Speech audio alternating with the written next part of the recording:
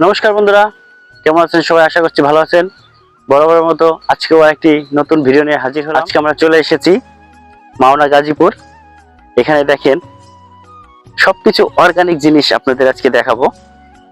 এই দেখেন সজনে গাছ, এই যে একটা দেখেন সজনা গাছ, এই সজনা ডাটা হয়েছে দেখছেন, অনেক সুন্দর সজনা, ন্যাচারাল, অর্গানিক। আর আমি এখন যেখানে দাঁড়িয়ে আছি এটা হচ্ছে একটা আদা ক্ষেত। এখানে যে ব্যাগগুলো দেখতে পাচ্ছেন, একটু দেখান ব্যাগগুলো দেখতে পাচ্ছেন, এই ব্যাগগুলোতে আদা রোপণ করা হবে। কিছু হয়েছে, আমি এখানে তথ্য নিয়ে জানতে পেরেছি এখানে আদা রোপণ করা হয়েছে এবং কিছু করা হবে, এখনো পুরোপুরি শেষ হয়নি। তবে দেখেন এখানে কত সুন্দরভাবে প্যাকিং করেছে আদা রোপণ করার জন্য। আসলে অর্গানিক জিনিস সবসময় মানুষের দেহের স্বাস্থ্যের জন্য খুবই উপকারী। আমরা এই জন্য চেষ্টা করি যে সবসময় কিছু ন্যাচারাল মানে খাদ্য খাবার জন্য। এর জন্যই আমরা আসলে এই প্রকৃতির কাছে চলে আসি। আজকে এই মাওনা গাজীপুর এসে আমার খুব ভালো লাগছে, কেননা আজকে দেখেন একেবারে গ্রাম্য পরিবেশ।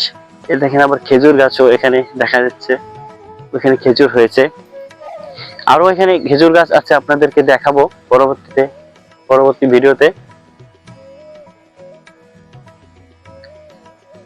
তারপরেও আপনারা এখানে দেখতে থাকেন, এখানে একটু আসেন। ওই যে দেখেন একটা গাছ দেখা যাচ্ছে, খেজুর গাছ, একটু ওইটা দেখান তো। ওই দেখেন কত সুন্দর খেজুর হয়েছে। আসলে ন্যাচারাল জিনিস খুবই ভালো লাগে, তাই আমরা সবাই ন্যাচারাল প্রেমী, মানে অর্থাৎ প্রকৃতি প্রেমী। আর যারা প্রকৃতি প্রেমী তারা সবসময় ন্যাচারাল জিনিসকে সবসময় পছন্দ করে। আর এখানে যা দেখতে পাচ্ছেন, এখানে একেবারে সার বিষ মুক্ত জিনিস, অর্গানিক উপায়ে এখানে চাষাবাদ করা হচ্ছে, রোপণ করা হচ্ছে। এই পাশে আবার দেখা যাচ্ছে একটা মাছের পুকুর, এখানে মাছ চাষ করা হচ্ছে। এখানে বিভিন্ন প্রজাতির মাছ চাষ করা হচ্ছে, ছাড়া হয়েছে, আমি শুনেছি, এখান থেকে তথ্য নিয়ে আমি জানতে পেরেছি।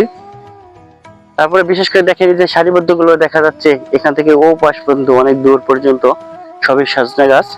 এই সজনে গাছ আসলে একটা ঔষধি সবজি, কারণ এটা অনেক মানব দেহের জন্য উপকারী। এর ফুলও নাকি অনেক উপকারী, পাতাও শুনেছি। তো বন্ধুরা, আজকে দেখেন এই যে সজনে গাছ আপনাদের দেখালাম। তো আজকের মতো এ পর্যন্তই, ভালো থাকবেন। পরবর্তী অন্য কোনো ভিডিওতে আবার দেখা হবে। ধন্যবাদ।